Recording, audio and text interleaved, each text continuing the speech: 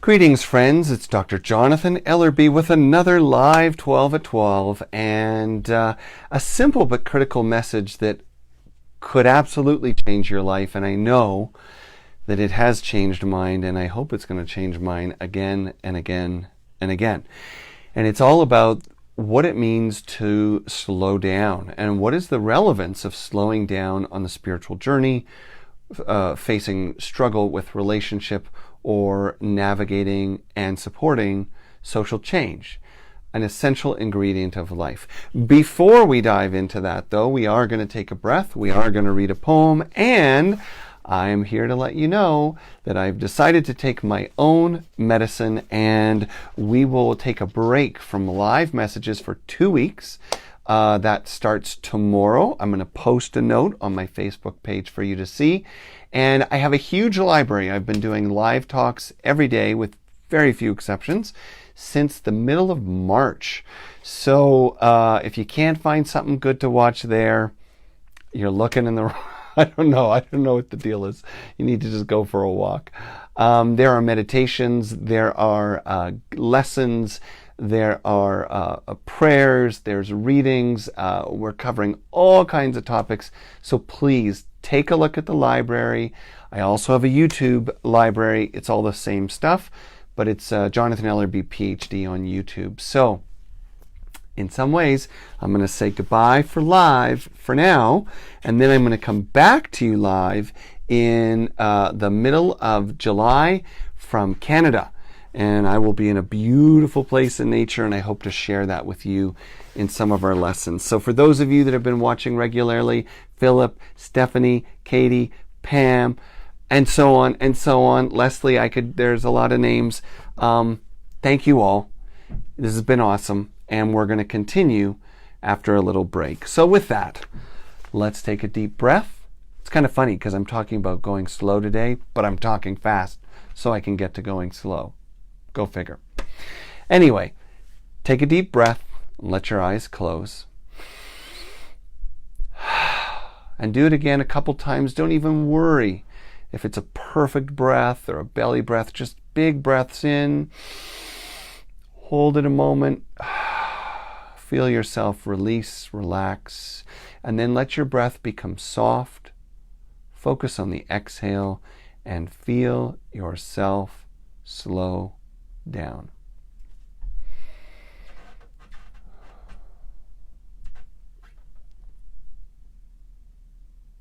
Paying more attention to the feeling of stillness, the silence that is always around you.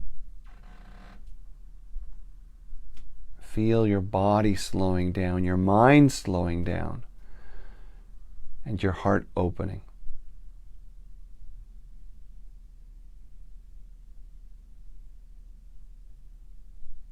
And keeping your eyes closed, I want to share this beautiful poem. It's a translation done by Daniel Ladinsky. And it's a translation of an old Thomas Aquinas writing. Surprisingly relevant for this moment. It's called The Pulse of God. The limbs of a tree reached down and lifted me, thinking I was its child. And in the meadows, my spirit becomes so quiet that if I put my cheek against the earth's body, I feel the pulse of God. Tell me the way you do that, birds. Enter the private chambers of my Lord. And they all sang, they just sang. I gathered it was time to become a musician, and I did. Years passed, and the sky reached down one day and lifted me. The birds noticed and spoke. How do you enter the sun like that and know the pulse of God? And I love this reading because when we think about the significance of slowing down in life, most of us first take that as a kind of wellness adage, and it is. slowing down the pace of life, slowing down the activity of life, slowing down our impulse to make reactive decisions in relationships or spending. Slowing down can be a fundamental element of the path of well-being. But more than that, as we find again and again, the things that actually bring us back into balance physically, emotionally, and mentally also open us up spiritually. A phrase that I like to keep in mind and probably forget more often than I'd like to admit is that when the physical world speeds up, the spiritual world slows down. And when the spiritual world speeds up, the physical world slows down. Now, let me explain what I mean by that. This is about your world, not necessarily the life around us. I think we could all pretty much agree that right now, physically and spiritually, the world seems to be in a rocket ship of change. But if you want to see spiritual change in your life, if you want spirit to be a part of any change in your life, then you are going to choose to slow down your physical conditions. So let's say it differently. When you slow down your physical conditions in life, your spiritual conditions will accelerate. When you accelerate your physical conditions, your spiritual conditions will typically slow down.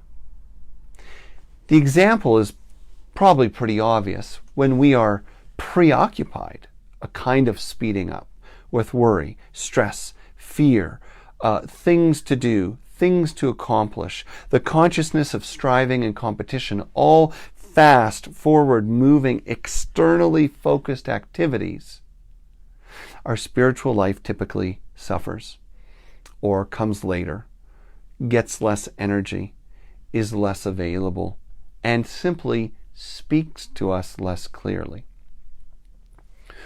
When we slow down, when we create time and space every day and begin to move more in accord or in harmony with what St. Thomas Aquinas would call the pulse of God, then we find that this slow attention to the inner world actually allows us to move forward in the outer world. It allows us to see more clearly, think more clearly, decide more clearly. And then, even though the pace of decision and change may appear slow, over time we see that it's much more efficient. Another way to think of it is this. When your life is moving quickly, and again, we're really talking about inside, outside. So I've said physical versus spiritual, but you could also say when your outer world moves fast, your inner progress slows down. When your inner world slows down, your outer progress speeds up. These are all just different ways of saying the same thing. So when your outer world is overfilled and your calendar is overfull and your time is overcommitted, then you simply have less attention and energy for tuning into your intuition, your centeredness, your groundedness, your inner clarity.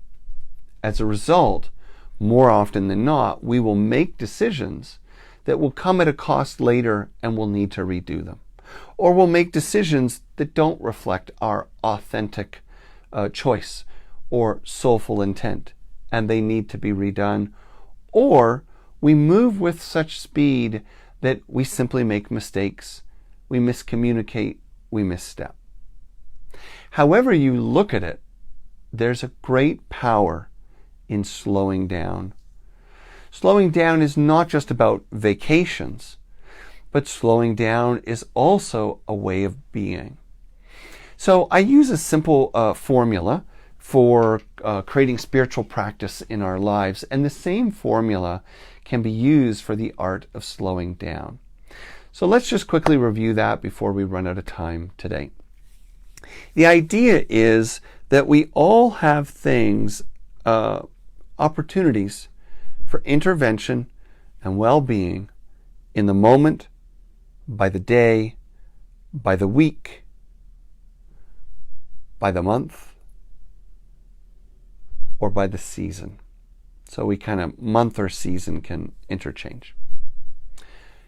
When it comes to spiritual practice, what I say is have a deeper dive that you commit to, like a retreat or some kind of a longer immersion once a season at least, or maybe there's something you can do once a month.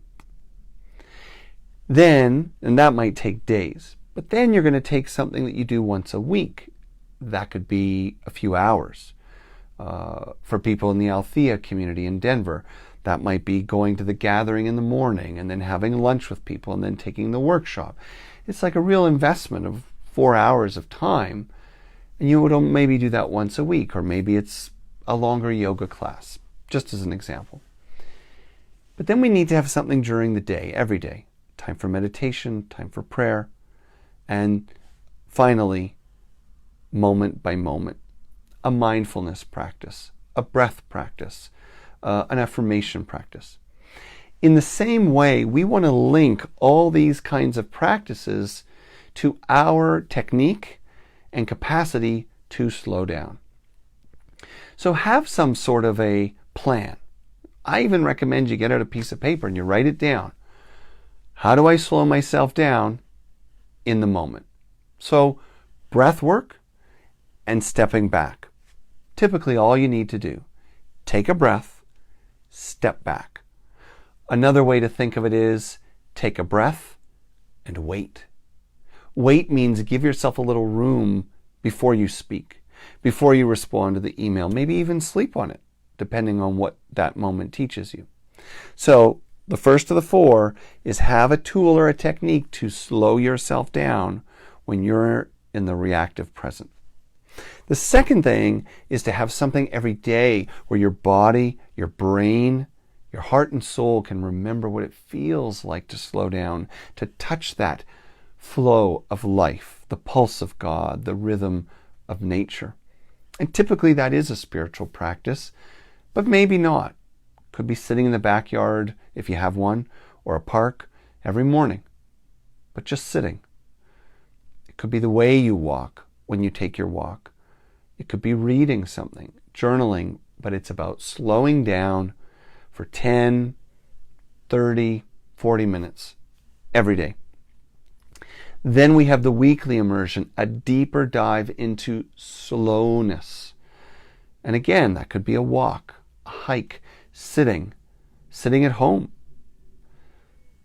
What we're doing with each step is we are training the body, the brain, the heart, and the mind to make room for the soul on regular increments, regular intervals, so that it's never a week between times we've slowed down. It's never a month. And eventually, it's never even a few hours. We come back again and again to slowing down the way we come back to our breath, the way we come back to a drink of water. Allow slowing down to be a vehicle that nourishes your life, your relationships, your health, your goals, whatever it is that's before you. And trust that you will move quickly towards your fulfillment if you don't go so fast. So that's the message for today. Thank you so much for joining me once again. If you're watching this chronologically in order, it is June 26th, and tomorrow, June 27th, I will be taking 2 weeks without live programs here.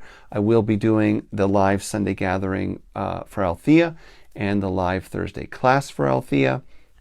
However, we'll be taking a break here. So I will be back in the middle of July. Thank you for being with me. If you miss me, like I'll miss you, go to my video library. There's lots there while I'm away. and we'll get back to this soon enough. So thank you. Take care, slow down, and look after yourself and each other. Bye-bye.